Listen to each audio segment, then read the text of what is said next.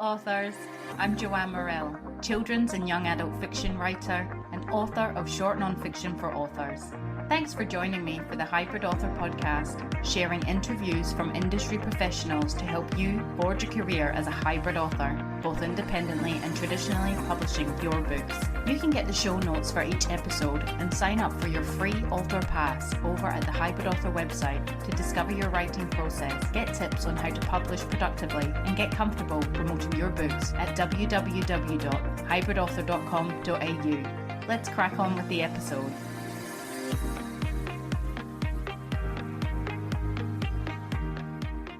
Hello, authors! I hope you're all keeping well in whatever part of the world you reside and listen to the podcast in. Today's interview is with New York Times-bestselling and multi-award winning crime author Ellie Marney. And I chat to Ellie on hybrid authorship, writing crime, the crime genre, organisations to join for first-time crime writers, empathy when talking to crime professionals, and gaining the confidence to put yourself out there to interview them, writing from perpetrator and protagonist perspectives, researching, interviewing, and much more.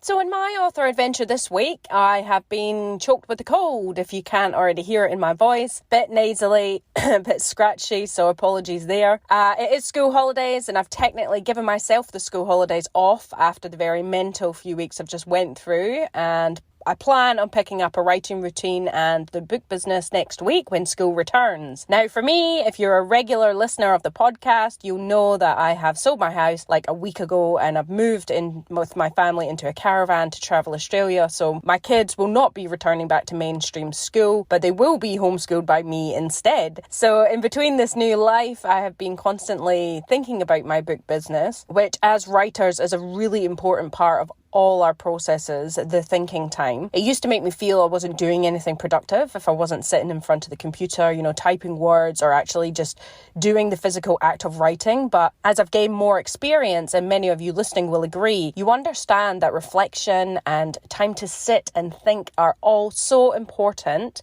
to the overall work and business plan. So I have selected what I have done is I've selected one marketing task that I'll be focusing on other than my podcast for my 2 non-fiction books, Freelance Writing, Quick Tips for Fast Success, and Author Fears and How to Overcome Them. And this will be to contact universities Australia-wide to make them aware of my books as a good resource for writing students and whether they are interested in purchasing them for their school. In my writing author adventure, I have returned to the plotting phase of my women's fiction books, which I only share and talk about on my newsletter. So if you're keen to know more about this hefty project, challenging one also, you can head on over to the Hybrid Author website, hybridauthor.com.au, and sign up for your free author pass, which is a 14-page document, which is yours forever, and it outlines the aspects of hybrid authorship in the writing, publishing, and promoting stages, everything I've accumulated over the last 10 years of learning by going to workshops, writing retreats, publishing seminars, writing degree, everything that I'm putting myself out there, obviously as an author, is contained in this document so far. So if you would like that information and further updates of fortnightly newsletters ongoing to your mailbox from me, go ahead and sign up over there.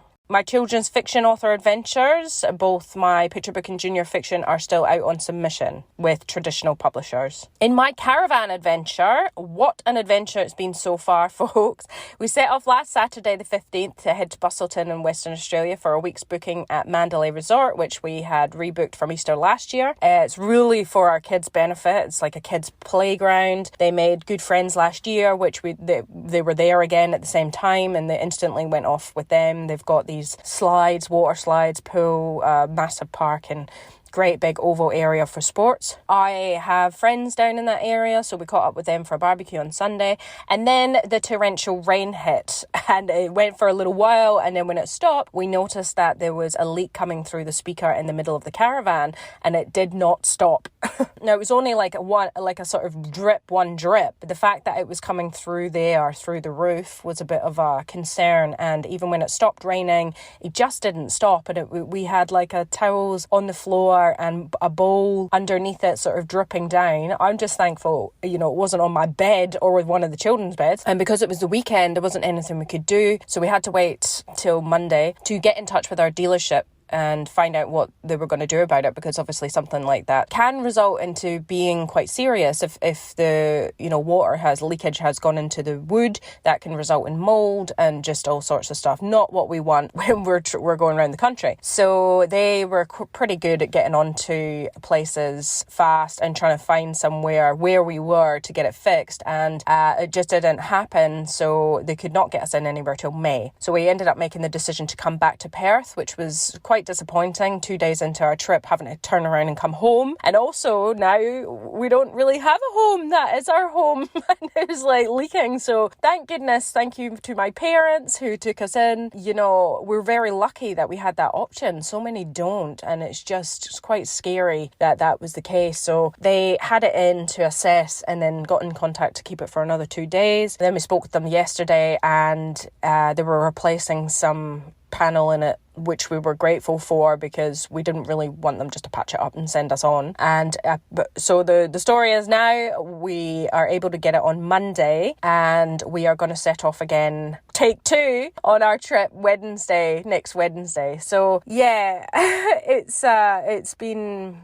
It's very up and down, but you know what? Being a writer, I'm used to that, so I fit the bill for this caravanning life, pretty good, I think. And yeah, I just wanted to say, if you're thinking of heading off in a caravan with your family or other, know that it exercises your problem-solving skills daily, often hourly, and you have to make decisions and change them on the spot. You have to roll with whatever happens at the time. I just want to say that in amongst life and working our writing life into it, listen to yourself and your body. I did not get much done in the thick of selling and moving our house, which is understandable. It was a really crazy time, and I can see that I'm not going to really be able to plan a whole lot going forward, as so many things can change and you just have to roll with what's happening. And that's the same for anyone really in life, just in writing and in life. Shit happens and you just have to get on with it and do what you can. As I said, in amongst all the stuff that's going on, my book business is still at the forefront of my mind, because it is a business. It's not something that you just want to do on a whim, and that kind of sometimes feels like it for me, but I have had other means of income. I want this to be my main income, so I really need to up my game, which I'm feeling quite excited that I feel really unloaded, actually, of leaving the day job, letting go of some of my other responsibilities and having this time to focus on this business. So I also just wanted to say that even though things are crazy or whatever, you just have to find where you can, figure out what you want to achieve, and then just slot it in where you can. Make sure that you do. And when you can, it doesn't have to be daily, whatever works for you. Last night, after the kids went to bed, I just sat up and got back into my plotting of my women's fiction books and worked pretty much till midnight last night.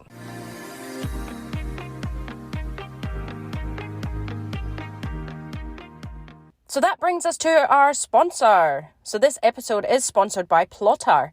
And for those of you who might have missed episode 57 with Troy Lambert, education lead of Plotter, and that's spelled Plottr, on Plan Your Books the Way You Think, Plotter is a new software tool and one I use, and it's available to authors to help them plot, plan and outline their books. The features are endless with Plotter. I get updates all the time from their newsletter of how they are listening to their clients, their customers' needs, and adjusting the tool to make it more amazing than it already is for authors using it to outline their work. So I'm using it mainly for my women's fiction projects, but I recently went in and used the template for the children's books to outline and structure my junior fiction book a bit better, just to put in the outline I currently had and to see if it was weak in places or where I could make it stronger. After receiving feedback from a writer friend a few months back, I just wanted to see how this would go, and it was so helpful. By doing this, I followed the 7-beat instructions and just sort of filled in the blanks. So, they've got like beat 1, introduction, and you go onto a little box and it gives you, it gives you sort of a description of what the beginning of Act 1 should be, and it provides examples and then breaks it down on,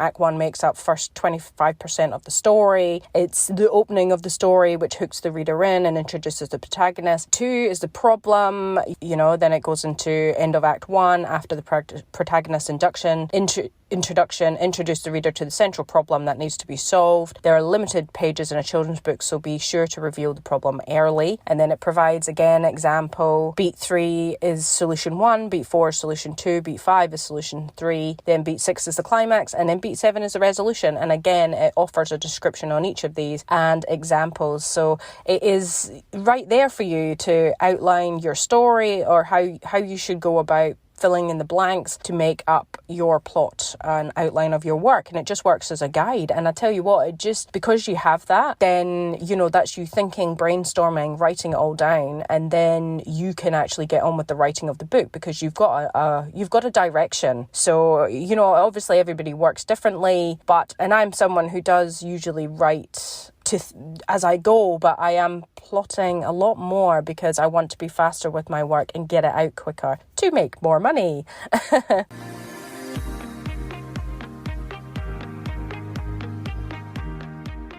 Ellie Marney is a New York Times-bestselling and multi-award-winning crime author. Her titles include The Killing Code, None Shall Sleep, The Every Trilogy, No Limits, White Knight, and the Circus Hearts series. Ellie's work has been published in 11 countries and optioned for television. She's spent a lifetime researching in mortuaries, interviewing law enforcement officers, talking to autopsy specialists, and asking former spies how to make explosives from household items. Now she lives quite sedately in North Central Victoria with her family. Welcome to the Hybrid Author Podcast, Ellie. Joanne, thank you so much for having me. Your bio's out of this world. I'm definitely not sedated, but I don't know, maybe I should be. Well, you've achieved an awful lot.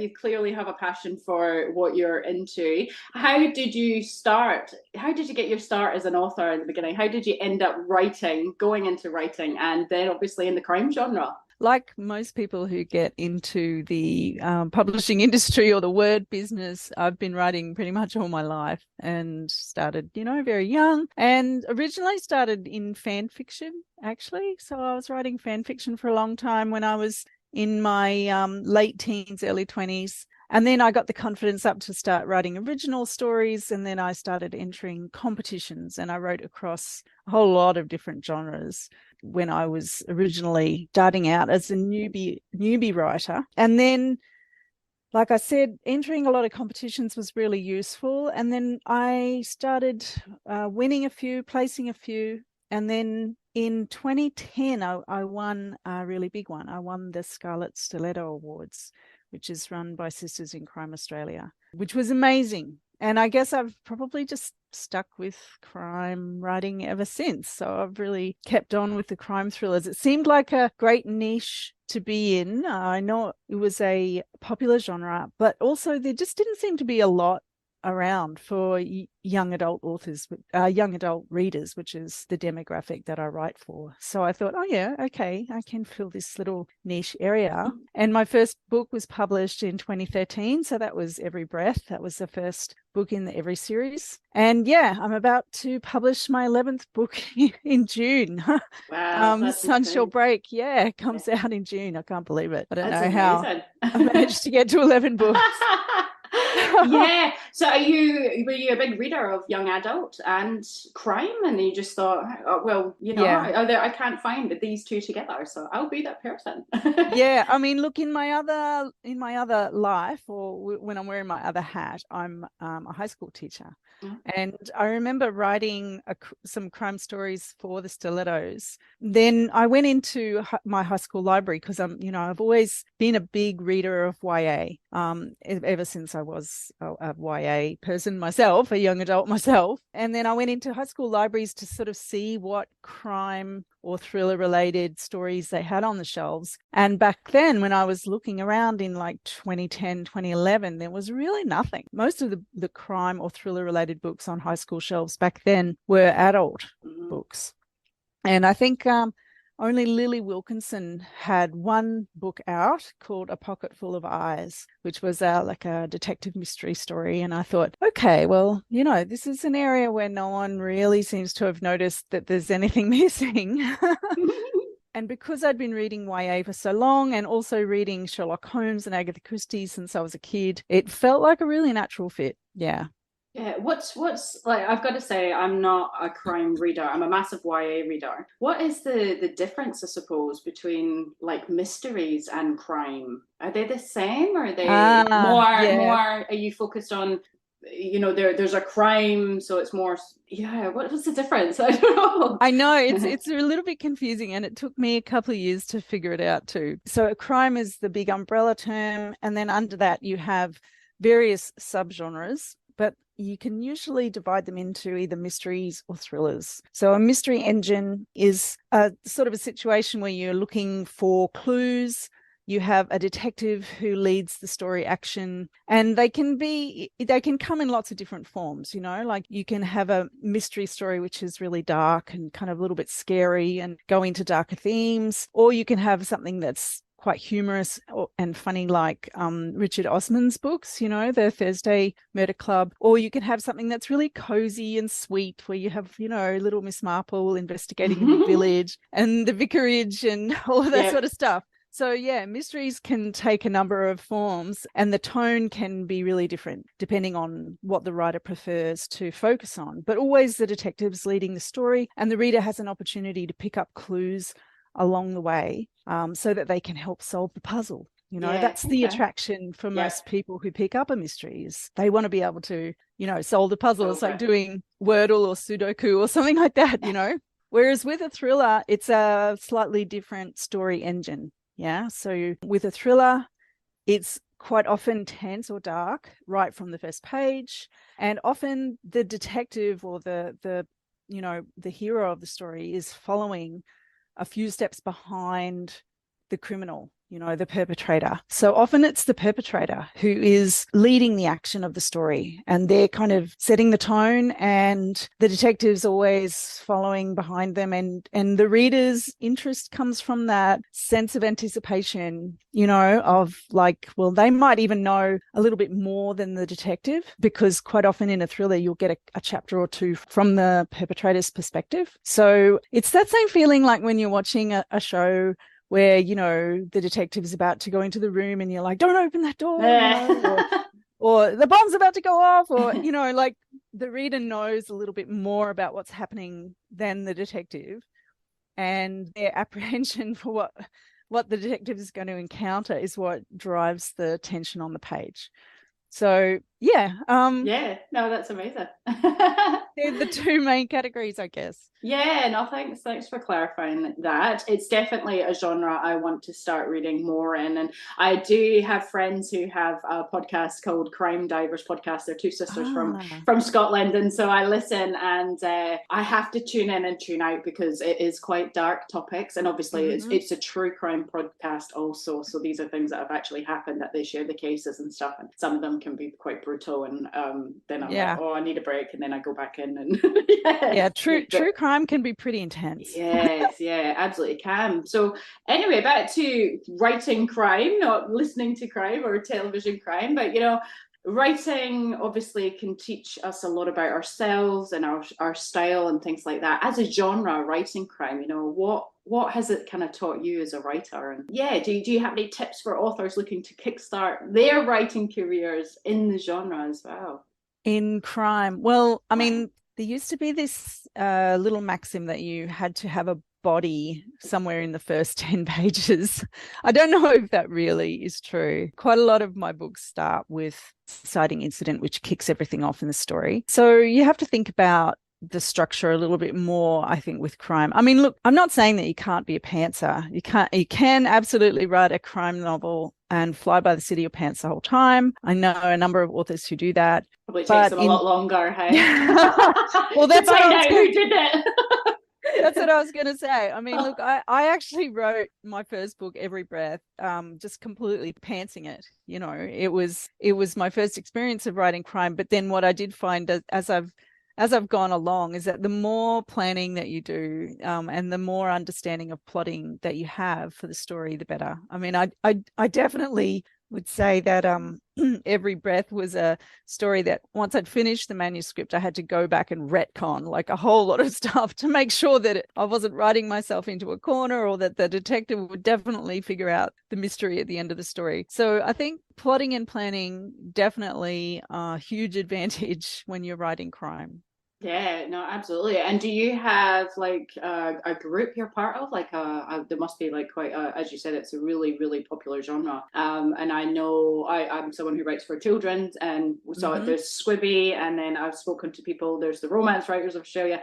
Is there a body for Australia or just worldwide for like crime writers and thriller writers? Organizations you're part yes. of? Absolutely. I mean, look, I would not be able to get along, I don't think, writing crime in Australia if I wasn't a part of Sisters in Crime. So they're like a national organisation. They have a number of chapters in Australia. The Melbourne chapter is, you know, closest to me, and they're really strong, and they're basically a grassroots organisation that supports writers and readers. And if you're a female identifying writer of crime, then they are definitely the people to connect with, because they run a lot of events, some amazing stuff. You know, they do a lot of panels, obviously, interviews with other writers, but they also have these amazing events during times like Law Week, where they have interviews with coroners, you know, barristers in legal cases, police and other law enforcement officers, who can kind of give you a bit of an idea of what the process of investigation is like. You know, so all of those kinds of really useful resources I've managed to connect with through Sisters in Crime.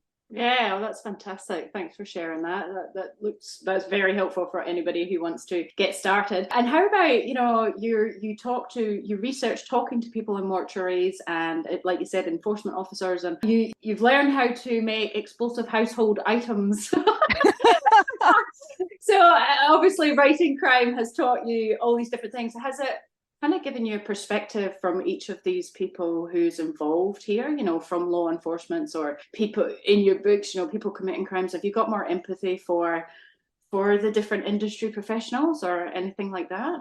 I think so, yeah. I mean, look, it's hard not to interview people who work in law enforcement, for instance, and not develop a real empathy for how hard the job is, you know, and how much of an emotional toll it takes on people. I mean, look, I think one of the reasons why I keep going back to thrillers and crime and, you know, all of these sorts of stories is not just because I'm interested in the perpetrators. You know, like, people are always talking about how fascinating serial killers are. It's a real thing in our popular culture, that we seem to be really obsessed with people like Ted Bundy and, you know, the recent series about Jeffrey Dahmer. And we've got a real bug, you know, about these serial killers and how and why they did what they did. And I think, you know, that's fair enough, because those sorts of people have a completely aberrant psychology to us, to regular people. And they're going to behave in very unpredictable and interesting ways, you know, so that's interesting for a reader, or for a viewer. But I'm not just interested in those people. I'm also really interested in what makes a person wake up in the morning, decide that they're going to be a homicide detective. You know, they're going to encounter the most brutal, hostile, difficult kind of circumstances in every case that they take on. You know, what drives somebody to become, you know, involved in law enforcement or to take on the kind of role of detective? Those people have a really interesting psychology too, actually. It's not something that I'd even thought about before I started writing crime, but the more I've gotten into it, the more I've started to think, you know, this is an equally interesting perspective. And absolutely. Yeah. What is it that drives them? Is it have they got their own personal stories where they want to help, or they just want to fight crime and be, you know, the good side? That's right. I mean, look, a lot of them, you know, they're all coming from these really diverse backgrounds, and they all have this really diverse motivations for why they choose to commit themselves to this sort of work. I guess sometimes they're driven by this sense of justice. They want justice for the victims, or they feel a strong empathy for the victims. Sometimes they have personal experiences of their own that inform their work, you know, that have kind of driven them into searching out perpetrators and criminals. And you know, or sometimes they just have a particular talent for it. And those people are really interesting because a lot of them are kind of, well, I'm just here because I'm good at this. Yeah. Yeah. And they have a very unique perspective as well. So yeah, I find and I think for YA readers, for teenagers who are reading about crime stories, they find crime really interesting. You know, a lot of crime stories are about people who've come to a crossroads and have chosen poorly, I guess you would say. And you know, teenagers, a lot of them are reaching a point in their lives, they're finishing high school, they're starting to think about what it's like to shape their own lives and make decisions that bring them into adult life. And so to sort of see these sorts of decisions playing out on the page is really interesting for them. They're interested in, well, this is, you know, maybe a bad way to go. Yeah. No, it's definitely, I think, writing crime and YA together is a great connection there, because especially teenage years, there is a lot of angst and probably quite dark emotions that arise, you know. 100%. Yeah, so and obviously it sounds like there is quite a lot of psychology to the genre. And from the writing from the perpetrator's perspective, I mean, can you get so involved there, and that's maybe a bit of a dark place sometimes, that you have to step back and, me and my book club read, now this is not a crime novel, I can't remember, No. Little Things or something, it was a Jodie Picoult book. It's the one where they've gone to trial for the white supremacist. Yeah, I think you know the one I mean. that one. So that white supremacist, I can't say that word, character, every time she was saying she wrote that from that perspective, because it was told from three different perspectives. I think it was the nurse, this white supremacist, and then the lawyer. She had to go and have a shower after it because it was just not her domain. You know, do you find that you're so involved in the work sometimes you have to do the same, like you creep yourself out? No, I was just going to say, I mean, I'm going to immediately say yes, because writing from the perspective of someone who's, you know, particularly a serial murderer or something like that is really pretty hard to deal with. In fact, I wrote probably my most popular book, None Shall Sleep, which came out in 2020. And there's a couple of chapters in that book told from the perspective of the primary antagonist. He's the bad guy. And I had to leave those chapters until the end because I found it really hard to swap from, you know, writing from the perspective of the teenage kind of FBI consultant detectives, and then to swap over to this person who's very alien, very strange and alien mindset, and very uncomfortable place to be. So I actually left those chapters until the end. And then I had to go back through and make sure that I'd written them correctly. Yeah. I mean, I do a lot of research, which freaks me out when I'm writing crime. Yeah. I mean, yeah, you have to. I mean, I don't find the gory stuff, like talking to autopsy pathology technicians or medical examiners, I don't find that stuff. I've always had a pretty strong stomach, so I'm not really worried about that sort of thing. Reading back through old texts that the FBI put out about juvenile serial murderers, that was really disturbing. I read, I think there was, 16 to 20 pages on this breakdown of statistics and circumstances and cases and things like that. And it was just very, very creepy and weird to think of young people, to think of the idea that Ted Bundy started killing people when he was 14, and that Yeah, and that, people who fall into this category, they start very young, and that's really creepy. I just watched was it on Prime, I think, they were saying that the killers from was it the Jamie Bulger case Oh, are yeah. released. I think they're released now from prison, and it was sort of touching upon that. And I grew up in Scotland, so I remember that really well. But it Yep. was still, and they were 10 or something like that Yeah. when they did that, and it was just horrific. And so you do feel quite sick, I think. No. But in terms of when you reach out to people researching and things, is everybody quite happy to talk to you, like to help you with your work? I mean, people love to talk about their job. Yeah. I Yeah. mean, that seems to be universal. I mean, unless you really hate your job, but people who are in these jobs, they tend to be in them because they feel quite vocational about them. They didn't just choose pathology or autopsy work on a whim. It was something that they were really intrigued by and interested by. And so, yeah, often I find I'll sort of pose my first question and it'll just open the floodgates, and then they'll just talk and talk and talk. And particularly for people who work in mortuaries and things like that, they're often not questioned or asked about their work because people find it very strange. So I remember I went to London to do some research in 2014, and I went and toured the Westminster mortuary, and they showed me through their forensic suite and so on and so forth. It was amazing. Wow. Yeah, I couldn't believe that I got access, really. I was so relieved and surprised, because it's very difficult to get access to mortuary facilities and morgues here in Australia. They're very, very particular about who they let in the door, mostly because they're worried about contamination of evidence in the lead up to upcoming legal cases. But the people at the Westminster mortuary seemed very happy to have me. And then I was talking to the autopsy and pathology technician there. She kind of was the one who toured me around. And I said, well, what's it like when, you're talking to other people about your work? What are their reactions? And she said, oh, it's either that's the absolute end of the conversation. Like, people will literally just walk away.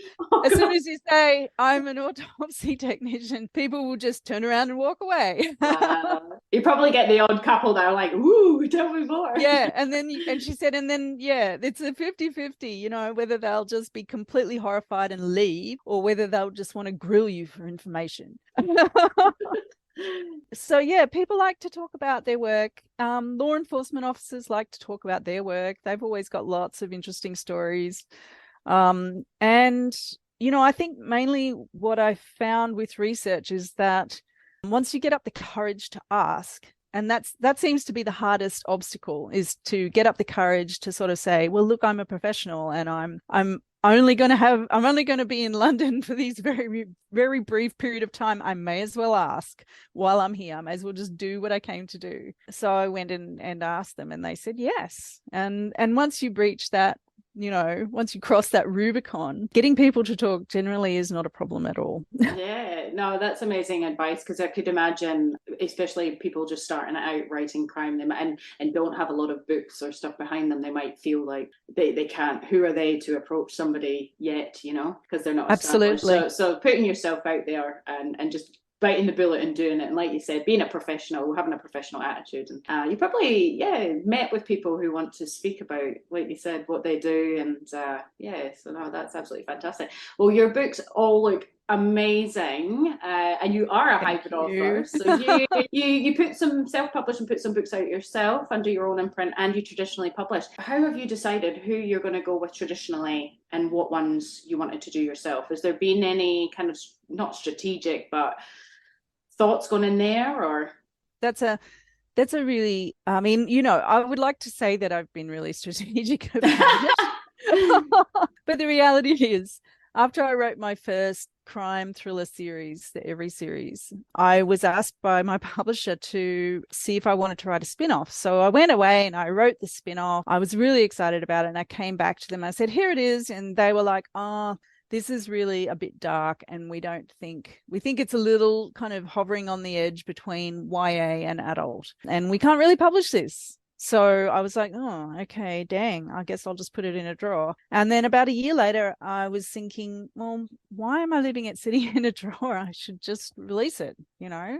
So that was my first my first indie published book, No Limits. And it's basically takes a secondary character from the series and off we go to the races. And it was a lot of fun doing that. I enjoyed it a lot. It was an enormous amount of work, but I learned so much. And I found that having come from a trad pub background, I had an understanding of what sort of quality the book needed to be in order to go out to the public. So that was really helpful.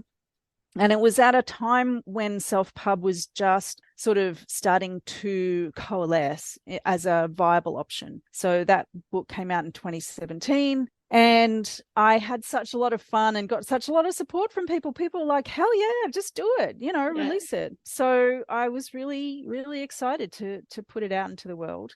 And then the following year, I thought, well, maybe I could, I was in the middle of writing a new thing for my publishers, which became my book, White Knight.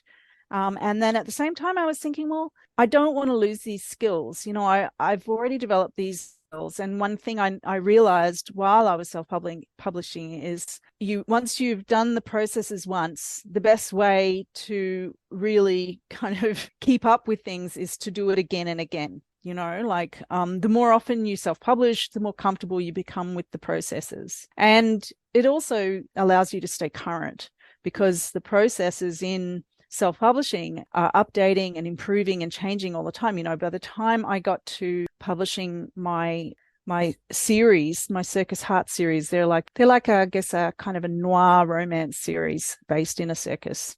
And by the time I got around to publishing those books, I could, there was an app for doing things like things that I'd originally done by hand, so it was, that's the thing about indie publishing. It's so innovative. It's so vibrant. It's changing constantly. So in order to stay current, it's really helpful to kind of keep regularly putting things out. Yeah. Do you find, if you were obviously saying you're doing it by hand and then you find like there's a tool for it, are you like, yay? Yes. Oh my God. So it's like, faster. yes, I could spend 3 days working out how to do this, or I could just plug it into this app and it'll be like done in less time than it takes me to eat my lunch. So it's pretty amazing. No, we're very, very lucky for the times that we live in, and this is a viable option that we can just get our work out there, which is great.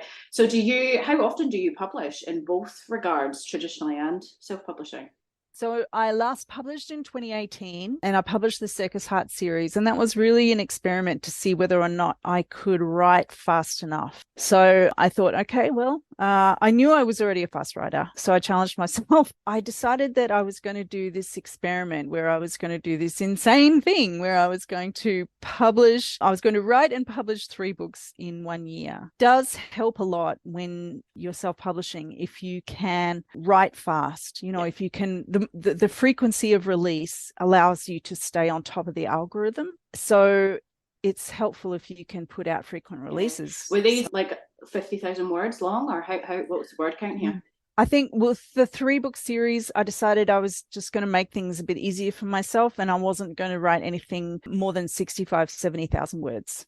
So I just decided I would hit that mark and then go further. That's quite a lot though. Per book.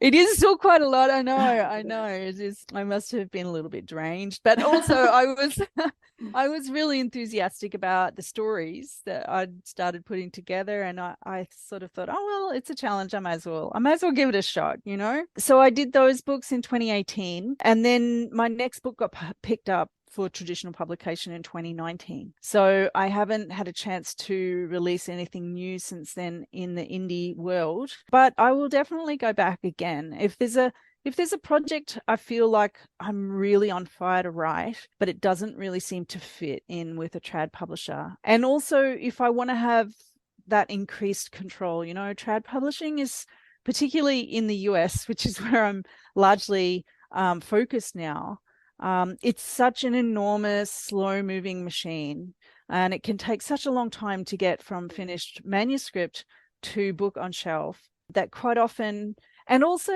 there's other things like, say I want to do something that's a genre mashup and it doesn't really fit anyone's list. Or say, you're a writer from a diverse group and you want to see books out in the world that reflect your experience, your life, and they're just not publishing them. Publishing is, I don't think it's always deliberately exclusive, but it can come down to things like, well, we've already got X books by a diverse author or from this perspective, or, we've already covered that on our list this year, so we're not really open to accepting new books in that area. So that was, something that I thought about too when I was writing some of my other books is, will this fit in a trad publisher's list? They like to have really clear-cut genres. They like to have really clear-cut characters. They like things with direct commercial appeal. And I'm not saying that you don't have to have those things in indie pub books. Definitely, it's helpful to have a lot of commercial appeal. But if you don't think that it's going to fit in anybody's list, then indie pubbing might be the way to go. Yeah, you got room to play, which is great. I just wondered, obviously it probably wasn't an issue, or did it ever come up? So, the book that you had traditionally published that you then did the spin-off series for with that character, I suppose the contract with the publisher is for that book and not so much about the character. So it wasn't an issue that you had the same character going off and then self-publishing that. That's a really good question. I think more and more you have to be aware that in trad pub contracts, they will include a non-compete. So they will say that you cannot publish a book in the same story world or with the same characters within a certain time period of the release of the book that you're contracted for. So my contract for every series, last book was published in 2015. So we'd effectively, by the time we got to 2017, we'd kind of effectively passed the non-compete time limit. But I had a really good relationship with my publisher, and I still do. They're still my Australian publisher. And so as a politeness, and because, I'm professional, I went to my editor and I said, look, I know you guys didn't really jibe with this book, that it wasn't really right for your list. I'm thinking I'll release it myself. Are you okay if I do that? So, I just thought it was a politeness thing. Yeah, absolutely.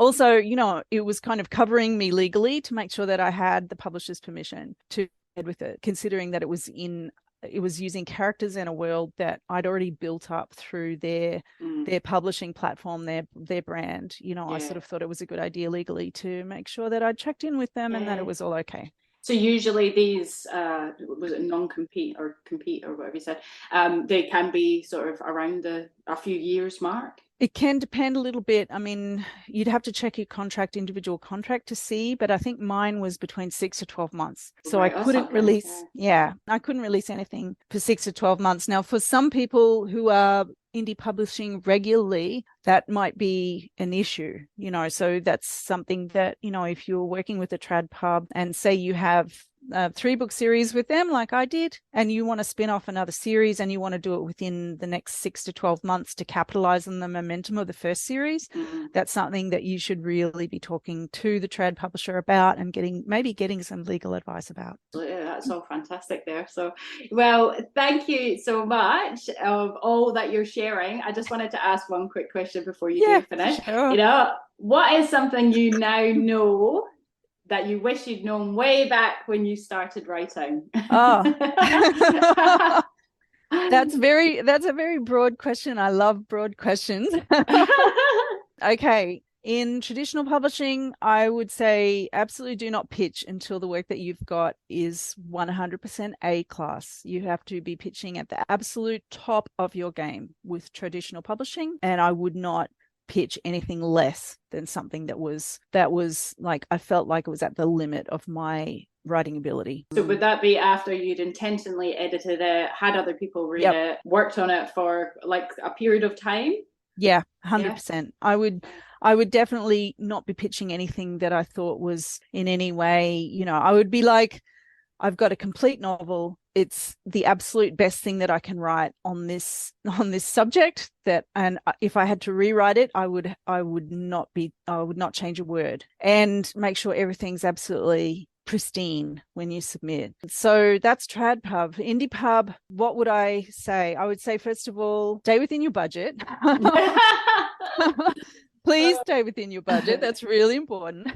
Get to know the processes by doing it all yourself. I mean, I think that gives you the greatest amount of control. There's so many different options, isn't there? I put an episode out a few episodes back on all the various options out there that you can.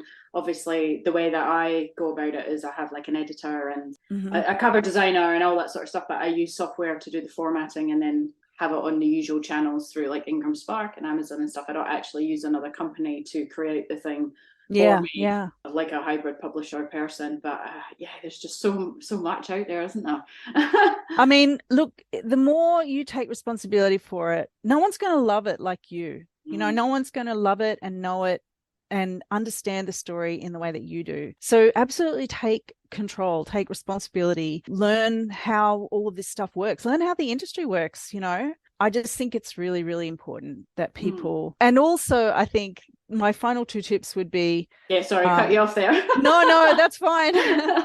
My final tips would be watch romance authors, because they are at the absolute bleeding edge of indie publishing and always have been. And I am always keeping an eye on what romance authors are doing, because wherever they jump is going to be the next big thing for indie publishing. And for both indie and trad pub, treat your work like a business, you know, like that is really the big one. Would that be having a writing time, sticking to it, filing your paperwork when you need to do your taxes right away, like those things? Yes, all of that stuff. And you know, think about it in terms of hours worked, how much you're earning, what sort of incomes and outflows you have in terms of expenses. You know, get your own ABN, get a business bank account that is separate from your personal bank account, so that you know how much you're actually earning from this. You know, all of this sort of stuff, and act professional, I guess, you know, but in your interactions with other publishing industry professionals. There's never going to be a bad time, or you're never going to have a bad experience if you behave in a polite and professional way with other people in the industry. That's always going to, you know, reap dividends. Yeah, it goes a long way, doesn't it, to have it really does. Yeah, it really does. Well, thank you so much, Ellie. That was all absolutely fantastic for anyone listening out there who would like to get into crime and obviously check out your amazing books. But can you please tell us where can they discover you, your books on and offline, and also all of any fabulous courses or anything else you offer? You can find me online. You know, I am on all of the things. I have my website, which is elliemarney.com. I am on Twitter. I am on Instagram. I am even on TikTok. Good on you. One of the old ladies of TikTok. Do you enjoy these platforms, and do you enjoy like marketing and social media? I only and stuff? use the ones that I enjoy. Yeah. But I suppose for yourself, that's YA. It is a young demographic there, so it is. You need to be on it. That's right. And you know, look, TikTok's a lot of fun, man. It's really great. I've never been on it, and I've never watched it yet. So hours of time wasted ahead. Yeah. So sorry, where else can everyone get you? Look, that's probably it. If you keep up with my newsletter, I have a newsletter called The Black Hand. So if you look up Ellie Marney Substack newsletter, you will find me, and that's where I tend to have my most recent updates. And the website is where you can find all my books as well, unless I'm, you know, hanging, and plus the link on my Twitter bio if you hang out on Twitter, where I will be frequently found hanging around, and I don't know what I've been doing, posting memes about the Barbie movie, I think, most recently. Is that out yet? No, but the trailer dropped and it was like, whoa. Oh gosh, I don't know if I can do it. It's a lot of fun. It's a lot of pink is what it is. Oh gosh, really hilarious. Oh, look, it's been really amazing talking to you. Thank you so much for having me. And I hope people find something interesting in what I've said. Millions of things. So thank you so much for your time. That was amazing. Thank you. And take it easy.